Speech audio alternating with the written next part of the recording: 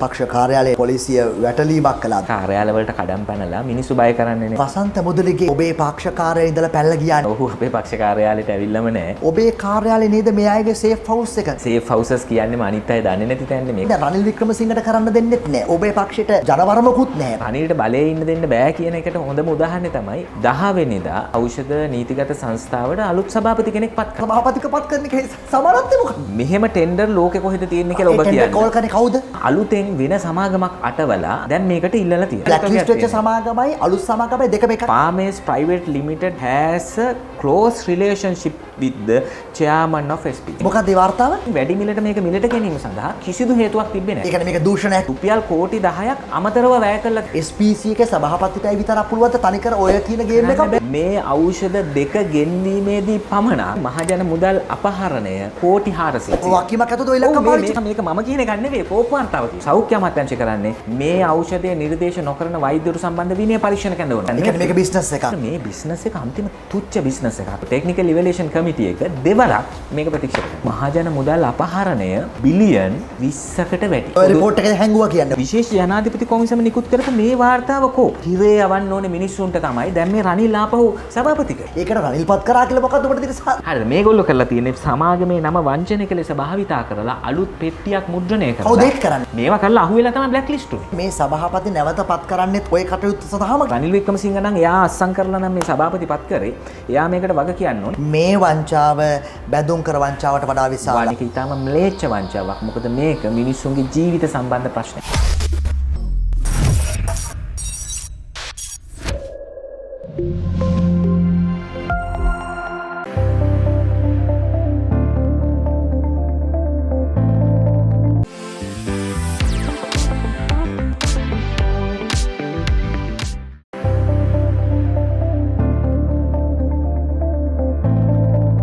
පට්පටක දැම්මා පට්පට් ගාලා වික්කා. පෙරටුගාමී සමාජවාදී පක්ෂයේ අධ්‍යාපන ලේකම් ප්‍රබුදු ජයගොඩත් සමග කතා කරමු. දැන් ඔබේ පක්ෂ කාර්යාලයේ නොගේගොඩ පොලිසිය වැටලීමක් කළා. අවස්ථා දෙකකදී ඔවුන් හෙව්වේ කවුද? වසන්ත මුදලිකේවද? මෙහෙමයි ඔය කියන විදිහට ඒගොල්ලන්ට ඕන කෙනෙක්ගේ වොරන්ට් එකක් පෙන්නගෙන ඔෆිස් වලට එන්න පුළුවන්. දැන් වසන්ත මුදලිගේ අපේ පක්ෂ කාර්යාලේ නෑ කියලා පුංචි ළමයෙක්ට උනත් තේරෙනවා. එයා ඉන්නේ විශ්වවිද්‍යාලවල ආශිෂ්‍යයෙක්. එතකොට දැන් මේක තියෙන්නේ පක්ෂ කාර්යාලවලට කඩම් පැනලා මිනිස්සු බය කරන්නේ නෑනේ. අපිව බය කරන්නේ නෙමෙයි චම්පිත. ඇත්තටම වසන්ත මුදලිගේ ඊට මොහොතකට පෙර ඔබේ පක්ෂ කාර්යාලයේ ඉඳලා පැනලා ගියා නේද? අපෝයි නැහැ. ඔහු අපේ පක්ෂ කාර්යාලයට ඇවිල්ලාම නෑ. අපේ පක්ෂ කාර්යාලය ඔහු ඇත්තෙත් නෑ. ඔහු මාධ්‍ය හමු තියෙනවා Facebook එකේ සජීවීව එනවා. ඉතින් ඒවා මම හිතන්නේ ඒතර එහෙමනම් ඒ රටේ ලියාපදිත දේශපාලන පක්ෂ 72ක් තියෙද්දි ඔබේ පක්ෂයට විතර පොලිසිය කඩාපැන හේතුවක් තියෙන්න ඕනේ. ඒක මම හිතන්නේ අපි අරගලේ යම් කාර්ය කොටසක් කරානේ චමුදිත. ඒ කරනකොට ඒගොල්ලෝ හිතනවා ඇති ඒ වගේ පක්ෂයක කාර්යාලයට කඩම් පැනලා ඒ කඩම් පැනීම හරහා අනිත් අයව බය කරනවා. ඒතර මේ අරගලයේ සම්බන්ධ ඔබ පැහැදිලිව කිව්වා ඔබේ දුමින්ද නාගමුව සහ කුමාර ගුණරත්න ඇතුළත් මම සාකච්ඡාවට ලක් කරලා තියෙනවා. අරගල අපි සැලකිය යුතු කාර්යභාරයක් කළා කියන එක. දැන් මේ දිගින් දිගටම අත්අඩංගුවට අරගෙන මේ යනවා. ඔබේ කාර්යාලේ නේද මේ අයගේ සේෆ් හවුස් එක? මේ අය ආරක්ෂාව රැකවරණය දීලා තියෙන ඔබේ කාර්යාලේ නේද? ඉතින් එහෙම කරන්න නම් චමුදිත සාමාන්‍ය දැනුම තියෙන කෙනෙකුට තේරෙනවා අපිට තියෙන්නේ ওই කාර්යාලේ විතරක් වෙන්න එපා. සාමාන්‍යයෙන් කෙනෙක්ව ආරක්ෂා කරන්න කාර්යාලය ඇතුලේ තියාගන්න අපිට තියෙන කාර්යාලය විතරක් වෙන්න ඕනේ. ඉතින් මම හිතන්නේ ආරක්ෂා කිරීම සඳහා කවුරුත් කාර්යාලයක තියාගන්නේ නැහැ. සේෆ් හවුසස් කියන්නේම අනිත් අය දන්නේ නැති තැනනේ. මේක ප්‍රසිද්ධ කාර්යාලයක්. අපි මැතිවරණ කොමසාරිස්ට ලිපිනේ දීලා තියෙන කාර්යාලය. දැන් අපිට හැමදාම අරගල කර ඉන්න බෑ. හැමදාම 9 වෙනිදාවල් එනකන් හෝ ඉන්නත් බෑ. දැන් මොකද්ද පෙරටුගාමී සමාජවාදී පක්ෂයට ඕනේ? දැන් රනිල් වික්‍රමසිංහට කරන්න දෙන්නෙත් නෑ. ඔබේ පක්ෂයට ජනවරමකුත් නැහැ. පාර්ලිමේන්තුවේ නියෝජනයකුත් නැහැ. එතකොට කුමාර ගුණරත්නම් මේක එකතුලා සන්නද්ධ අරගලයේද රනිල්ට මේක කරන්න දෙන්නේ නැද්ද? මොකද රනිල් එක ප්‍රශ්නයක් නෙමෙයි. මොකද්ද මේ ප්‍රශ්නේ ඇත්තටම? නෑ මෙතන ප්‍රශ්නේ තියෙන්නේ චමුදිත දැන් අපේ රටේ දේශපාලනයේ ආර්ථිකය යන්න ඕන ප්‍රතිපත්ති පිළිබඳ ප්‍රශ්නයක් නේ තියෙන්නේ. එතකොට ඒ ප්‍රතිපත්තිය සඳහා මහජන බලවේගයක් හදන එක තමයි අපේ කතාව තියෙන්නේ. ඒ නිසා මේකේ මේ සන්නද්ධ දේශපාලන කතාවක් නෑනේ. සන්නද්ධ දේශපාලන කතාවක් කවුරු හරි කියනවා නම් ඒගොල්ලෝ පෙන්වන්න ඕනේ ඔප්පු කරලා කොහෙද එහෙම රිපෝට් ඇවිල්ලා තියෙනවද කවුරු හරි වාර්තා කරලා තියෙනවද? මොකද මහජන බදු මුදලින් වැටුප් ගන්න බුද්ධ්‍යංශ තියෙනවා, අපරාධ පරීක්ෂණ දෙපාර්තමේන්තුව තියෙනවා, කොච්චර දේවල් තියෙනවා. ඒතකොට දැන් රනිල් වික්‍රමසිංහ යම්කිසි ආරම්භයක් කරන් තියෙනවා. හැමදාම දැන් go home රනිල් යනවා දිනේෂ් යනවා. දිනේෂ් ගියාම ජොන්ස්ටන්ද ගේන්නේ. දැන් රනිල්ටවත් කරන්න දෙන්නේ නැද්ද මේක? දැන් ඔබ කියන්නේ රනිල්ට මොනවද කරන්න දෙන්නේ නැත්තේ අපි? දැන් මේ පාලනය කඩාකප්පල් මේකත් කඩාකප්පල් කරන්න දුවනවා. ප්‍රශ්නේ තියෙන්නේ රනිල් රටට ඩොලර් හොයලා දෙන්න උත්සාහ ගන්නවා නම් රනිල් ජනතාවගේ මූලික අවශ්‍යතා ටික සපුරන්න උත්සාහ ගන්නවා නම් රනිල් දැන්ට මේ තියෙන ආර්ථික ප්‍රශ්න ටික විසඳන්න උත්සාහ කරනවා. ඒක නෙමෙයිද කරන්නේ ඌ? ඒක නෙමෙයිනේ කරන්නේ. දැන් අපි උදාහරණයක් ගන්න රනිල් පළවෙනි කියන්නේ රනිල්ට බලේ ඉන්න දෙන්න බෑ කියන එකට හොඳම උදාහරණය තමයි එයා එක දවසකදී කරපු ටික මං කියන්නේ. මොකද්ද මොනවද එක දවසකදී දැන් එයා කලින් වතාවේ බලයට ඇවිල්ලා රට හදන්න කියලා බලයට ආවනේ. බලයට ඇවිල්ලා කරේ මොකද්ද? බැඳුම් කර මගඩිය කරලා ඒක හරහා විශාල මුදලක් රටට නැති කරා. දැන් එයා නහයෙන් අඬනවා මට තියෙන එක ගෙදරයි කියලා. හරි අපිටත් තියෙන එක ගෙදරයි. ඒ ගෙදරට මොනවා හරි වෙන එක ප්‍රශ්නයක් තමයි. හැබැයි මුළු රටකට තිබුණේ ලක්ෂ 225ක් ජනතාවට තිබුණේ එක මහ බැංකුවයි. ඉතින් මේ මහ බැංකුව විනාශ කළා දැම්මනේ. දැන් මේ සැරේ ඇවිල්ලා ඔබ හිතන්න ජුලි 9 වෙනිදා මහජන අරගලෙන් පස්සේ ගෝඨාභය රාජපක්ෂ යනවා. 9 වෙනිදා ගිහිල්ලා 10 වෙනිදා මේ මුළු රටම ගිනි අරගෙන ඒ වෙනකොටත් ගෝඨාභය රාජපක්ෂ අවම වශයෙන් ඉල්ලාස්වීමේ ලිපිය බාර දීලා නැහැ. එහෙම තියෙද්දි අගමැති බලතල සහ ජනාධිපතිවරයා රට තුල නැහැ කියන එකෙන් අගමැතිවරයාට එන විශේෂ බලය පාවිච්චි කරලා 10 වෙනිදා රාජ්‍ය ඖෂධ නීතිගත සංස්ථාවට අලුත් සභාපති කෙනෙක් පත් කරා. ඉතින් දැන් බැඳුම් සමාවෙන්න මම ඉනා වුණා නෙවෙයි බැඳුම් කර වංචාව හරි. ඒක චෝදනාවක් එල්ල වුණා 2019 රාජ්‍ය ඖෂධ නීතිගත සංස්ථාවට සභාපති පත් කරන එක සමානත්වය මොකක්ද? ඒකේ සමානකම තමයි ඒක හරහා තියෙන මහ දැවැන්ත වංචාව මේක බැඳුම් කර වංචාවට වඩා වැඩි. ඒ කියන්නේ බැඳුම් කර වංචාවට වඩා වැඩි වංචාවක්. වඩා වැඩි වංචාවක්. ඒ කියන්නේ නීතිඥ සරත් ලියනගේ තමයි මේ පත් කරේ. ඔහු මීට කලින් රනිල් වික්‍රමසිංහ අගමැති වෙලා හිටපු කාලේ 2015 ඉඳලා 2018 දක්වා කාලෙත් රාජ්‍ය ඖෂධ නීතිගත සංස්ථාවේ සභාපති. ඒ කියන්නේ යහපාලන ආණ්ඩුවේ සභාපති. රාජ්‍ය ඖෂධ නීතිගත සංස්ථාවේ ඉතිහාසයේ දෙවරක් සභාපති ධූරයට පත් වෙච්ච එකම කෙනා මෙයා මම දන්නවා. හරි එහෙම පත් වෙන්න බෑ කියලා කොහොමද? එහෙම පත් වෙලා ඔහු ඊට පස්සේ කරපු දේ තමයි මේ. නෑ මම අහන්නේ එක නෙමෙයි පොඩ්ඩක් ඉන්න. ඔය කොලේ අතර ගන්න කලින්. එහෙම දෙපාරක් පත් වෙන්න බෑ කියලා කොහෙද තියෙන්නේ? නෑ දෙපාරක් පත් වෙන්න පුළුවන්. මෙතන සැකේ තියෙන්නේ ඇයි දෙපාර පත් කරේ කියලා. දැන් බලන්න ඔහු දැන් මේ කොලේ මේක ඇවිල්ලා සෞඛ්‍ය අමාත්‍යාංශය විසින් ට්‍රස්ටුසුමැබ් කියන පියවරු පිළිකා සඳහා ගන්න ඖෂධය සඳහා කරපු ටෙන්ඩර් කැඳවීම. එතකොට මේ ටෙන්ඩර් කැඳවීම ඔහු දැන් ඔබ හිතන්න ජුලි 9 වෙනිදා රටේ ලොකු සිදුවීමක් වෙනවා. සිදුවීම හරහා ජනාධිපතිවරයා යනවා. ජුලි 10 වෙනිදා දවසක් ඇතුළත පුදුම හදිස්සියක් තිබුණේ. ඊටාම ඉක්මනින් ඖෂධ නීතිගත සංස්ථාවට සභාපති කෙනෙක් මෙයා පත් කරනවා. පත් කරන්නේ එයාගේ කලින් ආණ්ඩුවේ හිටපු සභාපතිමයි. ඒ පත් කරලා ඔහු ජුලි මාසයේ 22 වෙනිදාට දින පිරෙන විදිහට ටෙන්ඩර් එකක් නිකුත් කරනවා. මේ ටෙන්ඩර් එකේ තියෙන්නේ මේ ට්‍රස්ටුසුමැබ් කියන ඖෂධය. මේ බලන්න මේකේ පියවරු පිළිකා සඳහා භාවිතා කරන ඖෂධය. ඒක ගෙන්වීම සඳහා. මෙහෙම ටෙන්ඩර් ලෝකේ කොහෙද තියෙන්නේ කියලා ඔබ කියන්නේ. කෝල් කරන්නේ කවුද? සෞඛ්‍ය අමාත්‍යාංශය. ඒතර SPC එකේ සම්බන්ධය මොකද්ද? SPC එකේ සම්බන්ධය සෞඛ්‍ය අමාත්‍යාංශය සඳහා මිලදී ගැනීම ඔක්කොම කරන්නේ SPC හරහා. හරි. එතකොට මේකේ 2.5 වගන්තිය. Considering the urgent nature of this procurement, weaving of the NMRA registration may or may not be considered.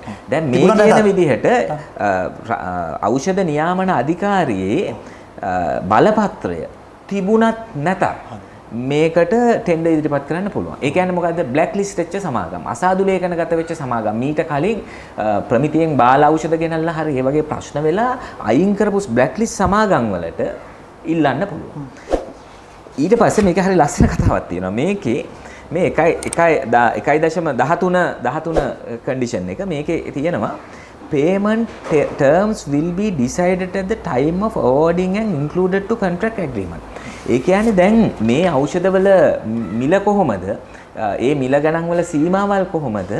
ඒ මිල ගණන් ගෙවීම් කරන්නේ කවදටද කියන එක ටෙන්ඩර් එකට ඇතුල් වෙන්නේ නැහැ.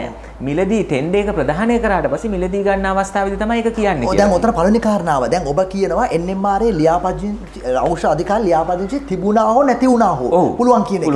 හරි. නමුත් ප්‍රශ්නේ තියෙන්නේ ඕක හදිසි අවශ්‍යතාවයක් නා. හදිසි අවශ්‍යතාවයක් වශයෙන් ශනික මිලදී ගැනීමක් නා. NMRA ලියාපදිංචි බල ඉන්න බෑනේ. නෑ. ශනික මිලදී ගැනීමකට පවා ඒ ඖෂධවල ගුණාත්මක භාවය සම්බන්ධ සලකන්න වෙනවනේ චමුදිත. එතකොට NMR එකේ ලියාපදිංචිය නෑ කියන එකෙන් අදහස් වෙන්නේ ඒ ඖෂධ සමාගම කලින් මොනවා හරි මගඩියක් කරලා තියෙන සමාගම බ්ලැක් ලිස්ට්. මෙහෙමනේ දැන් ඔබ කෙලින්ම කියනවා නම් කියන්න. දැන් එහෙම නැතුනොත් මට ඕකේ සැකයක් ඇති වෙනවා. මොකද හේතුව ඔබ පිළිබඳව නෙමෙයි. NMR එකේ ලියාපදිංචිය කිසියම් ආකාරයක නැතිව හරි. දැන් මට ඖෂධයක් මල්ලක තියෙනවා. හැබැයි මම NMR එකේ අප්‍රූවල් එක දැම්මොත් සමහරට අවුරුද්දක් කියයි. අවුරුදු දෙකක් කියයි. හැබැයි approval pending උනත් දාන්න පුළුවන්. දැන් ඔබ මොකද්ද blacklist කියලා කියන්නේ මොකක් ගැනද? මෙතන තියෙන ප්‍රශ්නේ තමයි දැන් මේ ටෙන්ඩර් එකට සමාගම් 4ක් ඉල්ලලා තියෙනවා. ඒ සමාගම් හතරේ එක සමාගමක් තියෙනවා. ඒ සමාගමට මේ ඖෂධය ගෙන්වීම සඳහා වන බලපත්‍රයක් නැහැ. හරිද? එතකොට ඒ සමාගම අලුත් සමාගම. ඒ අලුත් සමාගම හදන්නේ එන්නේ මාරේ බලපත්‍රේ නැහැ. ඒකේ නැහැ. ඒ කියන්නේ බලපත්‍රේ නැහැ. මේ ඒ කියන්නේ මේ ට්‍රස්ට්සුමැප් කියන ඖෂධය ගැන බලපත්‍රේ නැහැ. ඒ බලපත්‍රයේ හිමි සමාගමක් තිබුණා. දීර්ඝ කාලීනව මේ යහපාලන ආණ්ඩු කාලේ දූෂණ වලට සම්බන්ධ සමාගමක්.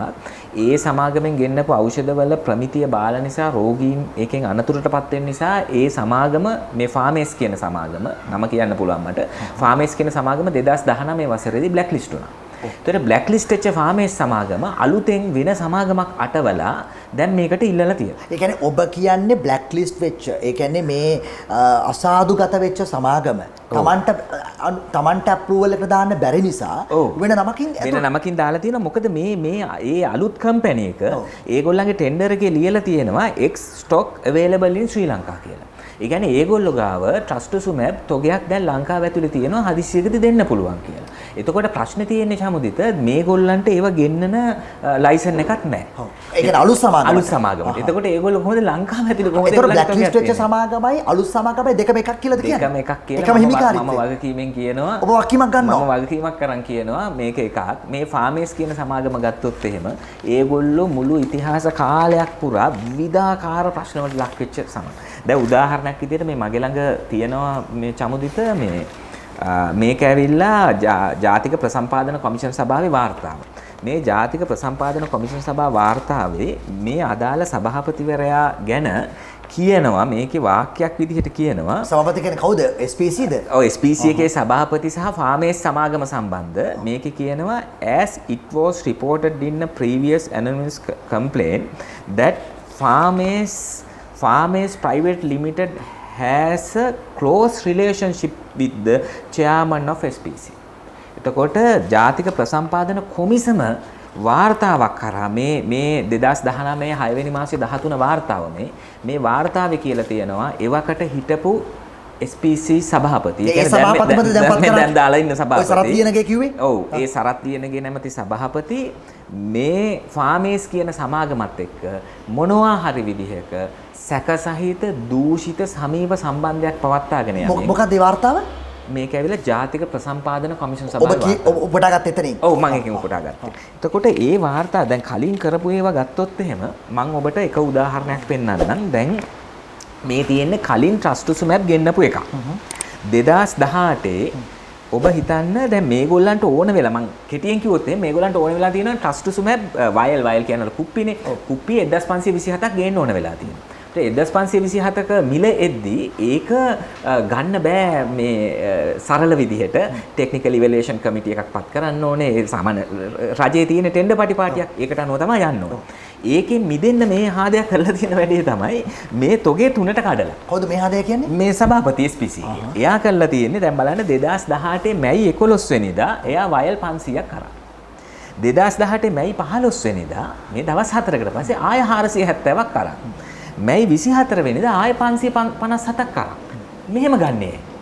මාසයක් ඇතුළත 3 සැරයක් අර ශනික ටෙන්ඩර්, ශනික මිලදී ගැනීම ටෙන්ඩර් දාලා අරන්. ඔය 2018 කියන්නේ මේ 2018. එතකොට ඒ ගන්නකොට දැන් මේකේ පැහැදිලිව තියෙනවා දැන් මේ මෙඩ්මාර්ට් ෆාමා කියන සමාගම වයල් එකක මිල දාලා තියෙන්නේ 64700යි. ස්ලිම් ෆාමා කියන එක දාලා තියෙන්නේ 93950යි. මේ ෆාමේස් කියන එක දාලා තියෙනවා 135900. හරි. එතකොට වැඩි මිලක් නේ. 64700ට වයල් එක ගන්න පුළුවන්කම තියෙද්දි 135900ට තමයි වයල් එක අරගෙන තියෙන්නේ. ඒතර මෙහෙම ගන්න මේ ඉතුරු සමාගම් වලත් පිරිවිතර ඔක්කොම සමානයි කියලා මේකේ කියනවා. මේ රිපෝට් එකේ කියනවා පිරිවිතර ඔක්කොම සමානයි. ෆාමේස් සමාගමකින් වැඩි මිලට මේක මිලට ගැනීම සඳහා කිසිදු හේතුවක් තිබ්බේ නැහැ. ඒ කියන්නේ මේක දූෂණයක් කියන එක. මේක නිශ්චිත දූෂණයක්. ඒතකොට මේකේ ගත්තොත් දැන් එකකින් වැඩිපුර අරන් තියෙන රුපියල් 68000ක් විතර වැඩි කියලානේ එක වයල් එකට. එතන මෙතන වයල් ගොඩක් කරන්නේ.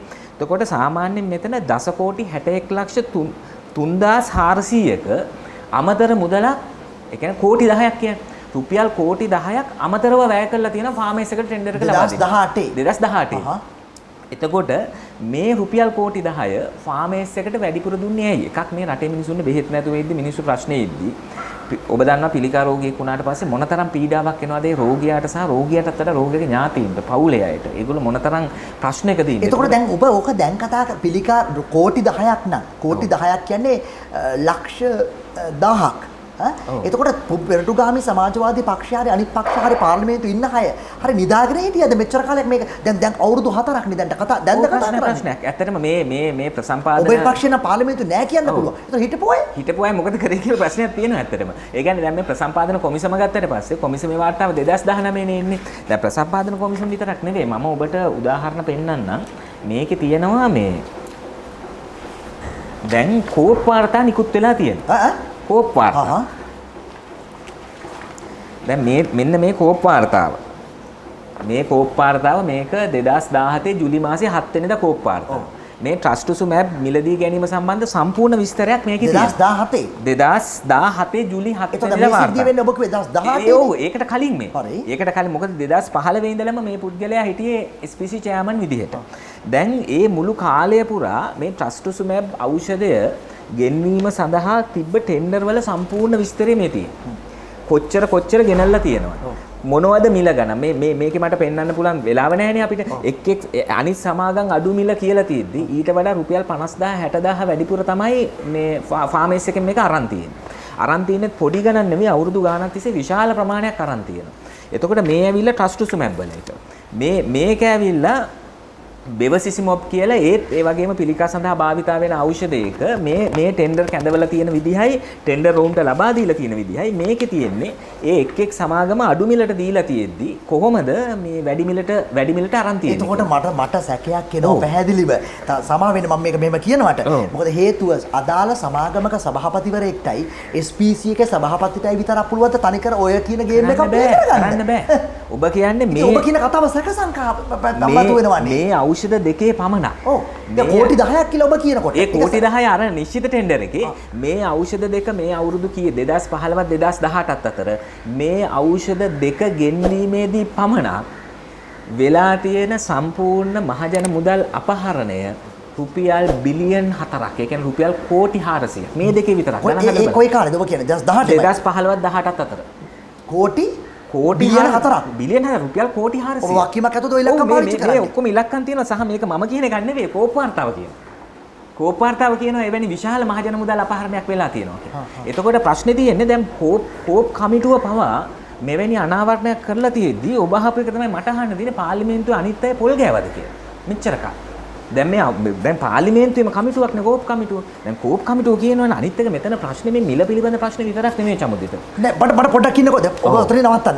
මිල පිළිබඳ ප්‍රශ්නයක් විතරක් නෙමෙයි කියලා කියනවා. SPC එකට ඔබ ඇඟිලි දික් කරන්නේ. SPC සභාපතිවරයාට. පුද්ගලික සමාගමට ඇඟිලි දික් කරන ෆාමේස් කියලා. එතකොට NMRA කියන වෙනම ආයතනයක්. NMRA ජාතික ඖෂධ නියාමන අධිකාරිය.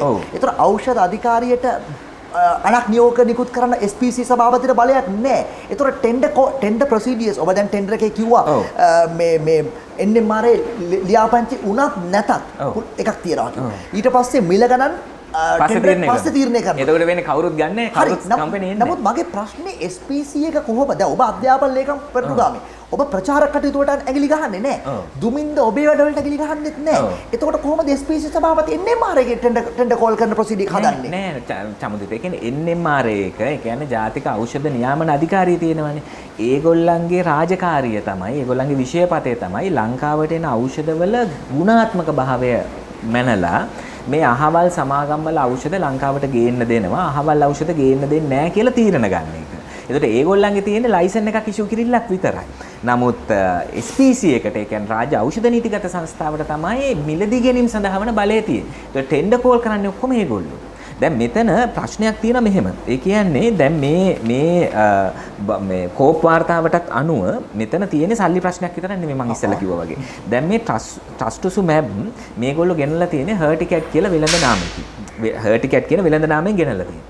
ඒ හර්ටිකැට් කියලා ගෙන්නපු ඖෂධය මේ වාර්තාවේ නිශ්චිතවම තියෙනවා. රුසියාවේ සෞඛ්‍ය අමාත්‍යාංශය ලියාපදිංචි වෙලා නැහැ මේක. මේක රුසියාවෙන් ගෙනල්ලා තියෙන්නේ.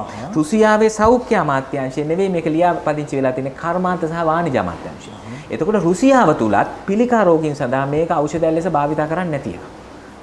භාවිත කරන්නේ නැති එකක්. මොකද ඒක කර්මාන්තයක් ලෙස ලියාපදිංචි කරලා රුසියාව ඇතුලේ රුසියානු සෞඛ්‍ය අමාත්‍යාංශය මේක අනුමත කරලා නැහැ. එක ප්‍රශ්නයක්. අනිත් එක ඒ ලියාපදිංචිය ඔබ කිය මේක හරි ලස්සන කතාවක්. ඒ ලියාපදිංචිය කර්මාන්ත හා වාණිජ්‍ය අමාත්‍යාංශය රුසියාවේදී මේක ලියාපදිංචි කරලා තියෙන්නේ 2015 දෙසැම්බර් 31 වෙනිදා. 2016 පෙබරවාරි 18 වෙනිදා ලංකාවේ මේක ලියාපදිංචි කරා. ෂණිකව. ඉතින් ඔබ හිතන්න රුසියාවේ මොකද සමාගම? මේ දැන් ඒ ඇවිල්ලා රුසියානු සමාගමක් මේකේ විස්තර ටික තියෙනවා. නෑ දේශීය සමාගම? දේශීය සමාගම ෆාමේස්. ඒ සමාගම ෆාමේස් තමයි ගෙන්නන්නේ. එතකොට ඊළඟ ප්‍රශ්නේ තමයි මේකෙමත් තියෙන කියන දවස් 49ක් තරම් කඩිනමින් මේකට අග්ගාලා ගේනවා. අනිත් එක මේක පරීක්ෂා කරලා තියෙන්නේ මේ වෙනකොට ලංකාවට මේක ගේනකොටත් පරීක්ෂා කරලා තියෙන්නේ ලෙඩ්ඩු 44 දෙනෙකුට. ඒ කියන්නේ මේක අපි කියන්නේ අර ක්ලිනිකලි මේක චෙක් කරලා නැහැ. අපි කියන්නේ සායනික පරීක්ෂණයකට ලක් කරලා නැහැ. ලෙඩ්ඩු 44කටයි දීලා තියෙන්නේ. ඒ දීලා තියෙන්නේ මාසයක් ඇතුලේ. 2016 ජනවාරි මාසේ මේගොල්ලෝ ටට්ටක් ගාලා ඔබ හිතන්නේ දෙසැම්බර් 31 ලියාපදිංචිය ගන්නවා. ජනවාරි මාසේ ටට්ටක් ගාලා ලෙඩ්ඩු 44 දෙනෙක්ට දෙනවා. දුන්නම ලෙඩ්ඩු 5 දෙනෙක් මැරිලා රුසියාවේ. ලෙඩ්ඩු 44කට සාමාන්‍ය මේ සායනික පරීක්ෂණ සඳහා දුන්නම ලෙඩ්ඩු 5 දෙනෙක් මැරිලා. ඊට පස්සේ පෙබරවාරි මාසේ 18 මේගොල්ලෝ තීරණය කරනවා මේක ලංකාවට ගෙනලා මුළු ලංකාවෙම ඉන්න පියරු පිළිකා හැදිච්ච කාන්තාවන්ට මේක දෙන්න. එතකොට පිළිකා වෛද්‍යවරුන්ගේ සංගමය මේකට දැඩි ලෙස විරුද්ධ වෙනවා. පිළිකා වෛද්‍යවරුන්ගේ සංගමය ඒගොල්ලෝ කෝප් කමිටුවට ඇවිල්ලා සාක්ෂි දීලා තියෙනවා. ඒගොල්ලෝ ලිඛිතව වාචිකව දැනුම් දෙනවා මේ ඖෂධය පාවිච්චි කරන්න එපා. මේක අපි ලෙඩ්ඩුන්ගේ ජීවිත ගැන අපිට වාක් කියන්න බෑ කියලා. ඊට පස්සේ සෞඛ්‍ය අමාත්‍යාංශය මොකද කරන්නේ? සෞඛ්‍ය අමාත්‍යාංශය කරන්නේ මහරගම අපේක්ෂා රෝහලේ වෛද්‍යවරුන්ට නියෝගයක් නිකුත් කරනවා. මේක අනිවාර්යෙන් පාවිච්චි කරන්න ඕනේ. මේ ඖෂධය නිර්දේශ නොකරන වෛද්‍යවරු සම්බන්ධ විනය පරීක්ෂණ කැඳවනවා. ඔය කොයි අවුරුද්දද? මේ ඇවිල්ලා 2016 අවුරුද්ද. එතකොට වෛද්‍යවරු කිව්වම මේ ඖෂධය දෙන්න බෑ අපිට ලෙඩාගේ වගකීම බාර ගන්න බෑ ජීවිතේ කියලා වෛද්‍යවරුන්ට විනය පරීක්ෂණ කැඳවනවා. එතකොට පිළිකා වෛද්‍යවරුන්ගේ සංගමේ සභාපතිනිය කෝප් කමිටුවට ඇවිල්ලා සාක්ෂි දීලා තියෙනවා මේ ලිඛිතවත් දීලා තියෙනවා මේ ලෙඩ්ඩු මැරෙන ඖෂධය ඇයි මේ දුන්නේ කියලා. අනිත් එක රුසියාවේ පවා මේක නිර්දේශ කරලා තියෙන්නේ පියයුරු පිළිකාව පැතිරුණු ලෙඩ්ඩු සඳහා. රෝගීන් පිළිකාව පැතිරිච්ච අය. දැන් ලංකාවේ මේක පිළිකාවේ මුල් අවදී අයටත් මහරගම අපේක්ෂා රෝහලේ දෙන්න නියෝග කරලා. ඇයි වෛද්‍යවරු බෑ කියද්දි නියෝග කරලා. ඇයි? විශාල තොගයක් එතකොට ගෙන්න ගන්න පුළුවන් නිසා. පිළිකාව පැතිරිච්ච අය විතර නෙවෙයි. මේක බිස්නස් එකක්. මේක බිස්නස් එකක්. එතකොට මේ බිස්නස් එක අන්තිම තුච්ච බිස්නස් එකක් මේ චමුදිත. ඒක තුච්ච බිස්නස් එකක් කියන්නේ මේ ඇවිල්ලා පිළිකාවක් හැදිලා මේ හෙම්බිරිස්සාවක් හැදිච්ච ලෙඩෙක් නෙවෙයි. මේ බඩේ අජින්නයක් හැදිච්ච ලෙඩෙක් නෙවෙයි. මේ පියවරු පිළිකාවක් හැදිච්ච කාන්තාවක් නේ. එතකොට ඒ මිනිස්සු මැරෙනවනේ. ඔබ කොහොමද දන්නේ සමහර වෙලාවට සමහර වෛද්‍යවරු බ්‍රෑන්ඩ් පස්සේ දුවනවා. සමහර වෛද්‍යවරු එක බ්‍රෑන්ඩ් එකකට කැමති නැහැ. තමන්ගේ බ්‍රෑන්ඩ් එක ප්‍රමෝට් කරගන්න ඕනේ. අපි ඔවා දන්නවනේ. දොස්තර ළඟට ගියාම බෙහෙත ලියුවම ඒක ලියනවා බ්‍රෑන්ඩ් එකේ නේම් එකකින් තමයි ලියන්නේ. මේ ඖෂධ නාමයෙන් නෙමෙයි ලියන්නේ. මොකද තමන්ගේ ප්‍රමෝට් කරන බ්‍රෑන්ඩ් තියෙනවා. එහෙම නැත්නම් වෛද්‍යවරුන්ට ෆොරින් ටුවර්ස් දෙනවා. වෛද්‍යවරුන්ට මේ වෙන දන්නවනේ ඔය දොස්තරලගේ හැටිත් ඇත්තරම අපි දන්නේ කොහොමද මේ පිළිකා වෛද්‍යවරුන්ගේ සංගමේ ප්‍රතික්ෂේප කළේ ඒක නිසා. මේ වැඩේ තියෙන්නේ මේ කෝප් වාර්තාවේ තියෙනවා. මේ අදාළ සමාගම තමයි වෛද්‍යවරුන්ට මේ දීලා තින්නේ මේ විදේශ සංචාර. මේ සමාගම ෆාමේස් සමාගම මැදිහත් වෙලා වෛද්‍යවරුන්ට විදේශ සංචාර සහ මේ ශිෂ්‍යත්ව ලබා දීලා තියෙනවා. හැබැයි ඒ දුන්නට පස්සේ තාක්ෂණ ඇගයුම් කමිටුව ටෙක්නිකල් ඉවැලුවේෂන් කමිටි එක දෙවරක් මේක ප්‍රතික්ෂේප කරනවා. මේ ඒ කියන්නේ ඒගේ වෛද්‍යවරු බව ප්‍රතික්ෂේප කළා. අනිත් එක මෙතන දැන් මේ වාර්තාව විතරක් නෙමෙයි චමුදිත ප්‍රශ්නේ. මේ තියෙන්නේ මගේ අතේ මේ KPMG කියන ලෝක ප්‍රකට පරීක්ෂණ සහ ඒ විගණන කරන සමාගමේ වාර්තාව. මේ වාර්තාව ගත්තට පස්සේ මේ ඖෂධ හරහා මේගොල්ලෝ කරලා තියෙන විනාශය. ඔබ කියන්නේ අන්තිමට මේ ටික නිකන් ගණන් හදලා බැලුවට පස්සේ මේ ෆාමේස් සමාගමත් එක්ක SPC එකේ සභාපතිවරයා ගනුදෙනුව තියාගෙන 2015ත් 2018ත් අතර වෙලා තියෙන මුළු මහජන මුදල් අපහරණය රුපියල් බිලියන් 20කට වැඩි. බිලියන් 20කට වැඩි. බිලියන් 20 2015 සිට 18 දක්වා. 18 දක්වා. සභාපතිවරයා මොකේද තියෙන්නේ? මේ වාර්තාවේ තොරතුරු ගොඩක් තියෙනවා. දැන් ඔබ උදාහරණයකට හිතන්න දැන් මේකේ තියෙනවා. ඔය බිලියන් 20 මේ උපුට ගන්නත් ඕකෙන්මද? මේකෙන් උපුට ගන්න. මේ වාර්තාවෙන්. මේකේ ප්‍රශ්නේ දැන් මේවා සම්බන්ධ චමුදිත දැන් මුලින්ම කෝප් වාර්තාව ආවනේ. ඒකට කෝප් වාර්තාව හමස් පෙට්ටියට දැම්මා. ඒක ගැන මුකුත් කළේ නැහැ. ඊට පස්සේ මේ සම්බන්ධ ජනාධිපති විශේෂ කොමිසමක් පත් කළා. එතකොට මේ විශේෂ ජනාධිපති කොමිසම වාර්තාවක් නිකුත් කරා. දැන් අපි අහන්නේ විශේෂ ජනාධිපති කොමිසම නිකුත් කරපු මේ වාර්තාව 2015 1.15 සිට 2018 දෙසැම්බර් 31 දක්වා කාලය තුල රාජ්‍ය ආයතන වල සිදු වී ඇති වංචා දූෂණ පිළිබඳ විශේෂ ජනාධිපති විමර්ශන වාර්තාව. මේ වාර්තාව කෝ? ඒක හැංගුවා. කවුද? ඒක සමාජගත කරේ නෑ ඔය පාර්ලිමේන්තුවේ කට්ටිය තමයි.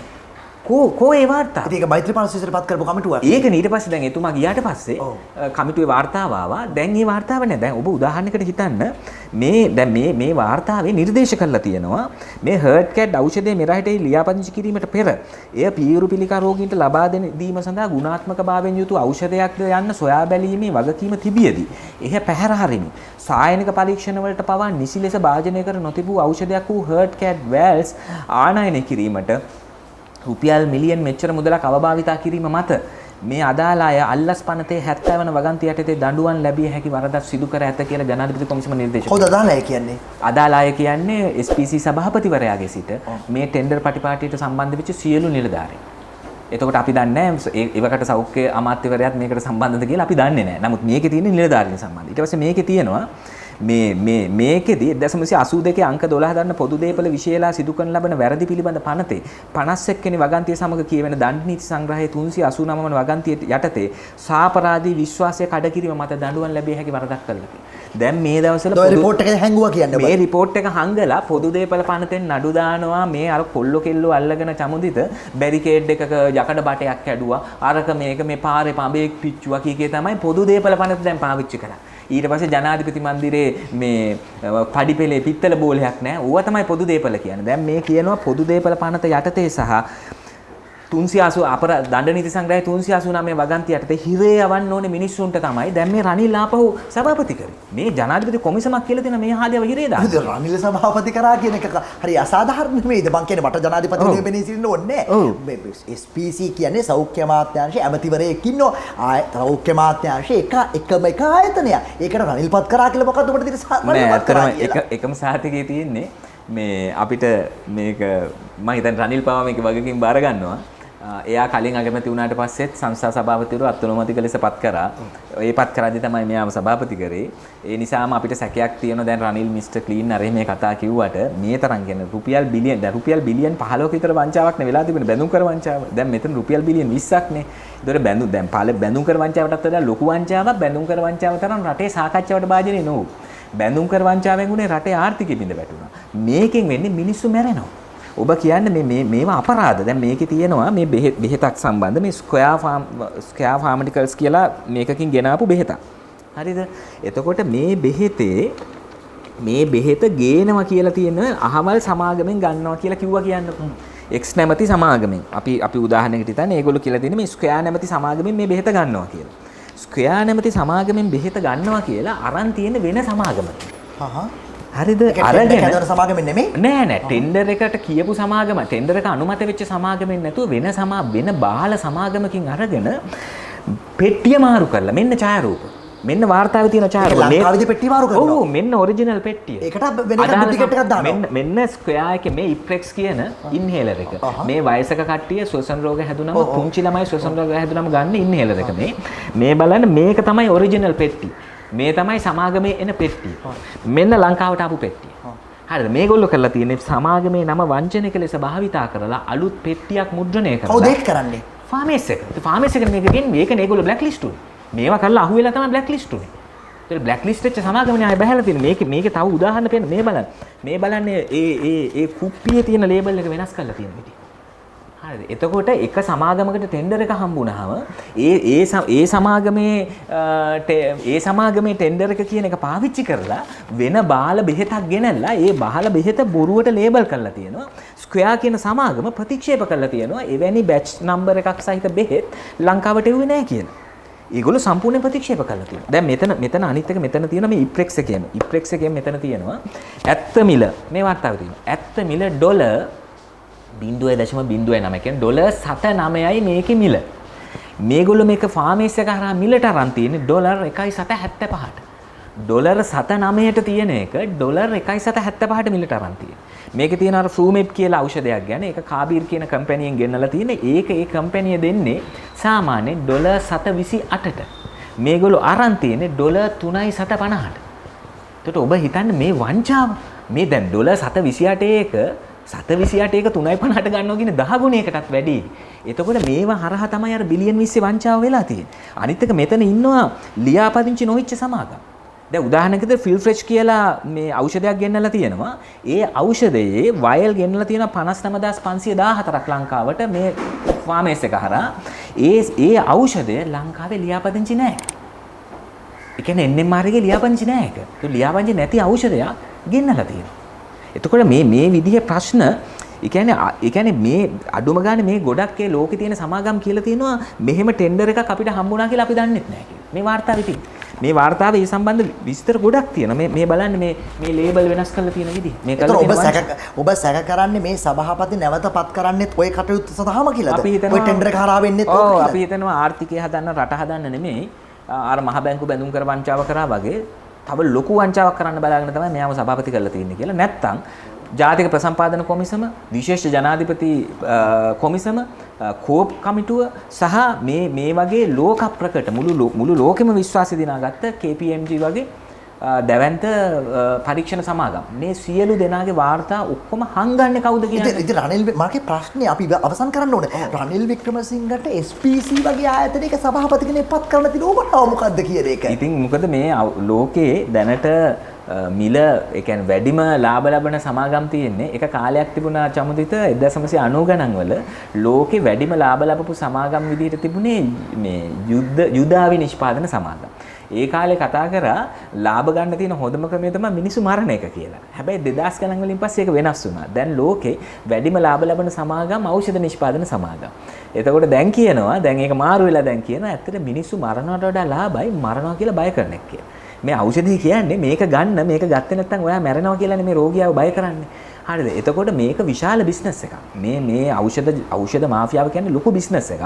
ඒ නිසා මේකට රනිල් වික්‍රමසිංහ වග කියන්න ඕනේ. මොකද රනිල් වික්‍රමසිංහ නම් එයා අස්සම් කරලා නම් මේ සභාපතිපත් කරේ. එයා මේකට වග කියන්න ඕනේ. අනිත් එක අපිට තියෙන ප්‍රශ්නේ තමයි ජුලි 9 වෙනිදා ගෝඨාභය අයින් වෙනකොටම ඔහු නීතිමය වශයෙන් ඉල්ලාසීමේ ලියුම දීලත් නැති තත්ත්ව. ඔහුගේ ලියුම හම්බුනේ 14 වෙනිදා.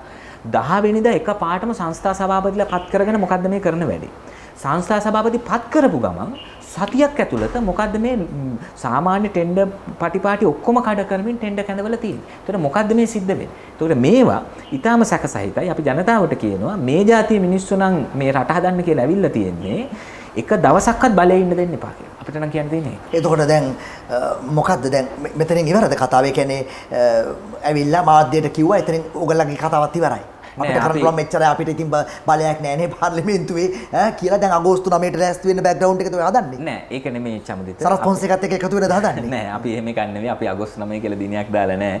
අපිට එහෙම දින දාන්න බෑ. මම හිතන්නේ රටේ ජනතාව තමයි දින දාන්නේ. නමුත් දිනේ ජනතාව තීරණය කරයි. දැන්ටමත් දැවෙන කෝපයක් තියෙනවා. අපි දන්නේ ජනතාව කවදද පාරට එන්නේ කියලා. ඒ එන දවසක අපි ඉන්නවා කියලා විතරක් අපිට සාතික කරලා කියන්න පුළුවන්. අපි මෙතන නැකත් බලන්නේ දින දාන්නේ නෑ. හැබැයි ඔබ කියන්නේ මේ වංචාව බැඳුම් කර වංචාවට වඩා විශාල වංචාවක් බැඳුම් කර වංචාවට වඩා මේක ඊටාම ම්ලේච්ඡ වංචාවක්. මොකද මේක මිනිස්සුන්ගේ ජීවිත සම්බන්ධ ප්‍රශ්නයක්. ඔබ ගොඩක් ස්ටඩි කරලානේ මෙතනට එන්නේ නැත්තේ. ආවට ගියාට කොළ ටිකක් උස්සගෙන නෙමෙයි වෙන්නේ නැතිනේ. ඒ නිසා මේ හැම කරුණකම වක්කීම ඔබ බාර ගනිමින් කතා කරනවා. ස්ථිර වශයෙන්ම මේ සියලුම කරුණ වල වගකීම නිශ්චිතව මම බාර ගන්නවා. මම ඒක බාරගන්නේ ඊටාම පිළිගත් කමිෂන් වාර්තා විසින්. පාර්ලිමේන්තුවේ කෝප් කමිටුව ඇතුළු ජාතික ප්‍රසම්පාදන කොමිසම ඇතුළු පිළිගත් කොමිෂන් වාර්තා විසින් මේක තහවුරු කරලා තියෙන නිසා කිසිම ප්‍රශ්නයක් නැතුව මේක වකින් බාර ගන්න පුළුවන්. අපි අභියෝග කරනවා නම් රනිල් වික්‍රමසිංහට ඔයා දාපු සභාපති මේ ඔයා අගමැති වෙලා හිටපු කාලේ 2015 ඉඳලා 2018 දක්වා මේ කරලා තියෙන විනාශය සම්බන්ධ පුළුවන් නම් විමර්ශනයක් කරලා ජනාධිපති කොමිසම නිර්දේශ කරලා තියෙනනේ මේවට නඩු පවරන්න කියලා. අල්ලස් පනතෙන් නඩු පවරන්න, දණ්ඩ නීති සංග්‍රහයෙන් නඩු පවරන්න, පොදු දේපල පනතෙන් නඩු පවරන්න කියලා. මේ අර ගෝල් ෆේස් එකේ ඉන්න කොල්ලොන් වල්ලාගෙන පොදු දේපල පනත උස්ස දඟලන්නේ නැතුව පුළුවන් නම් මේ වගේ නඩු කරන්න. බොහොමත්ම ස්තුතියි.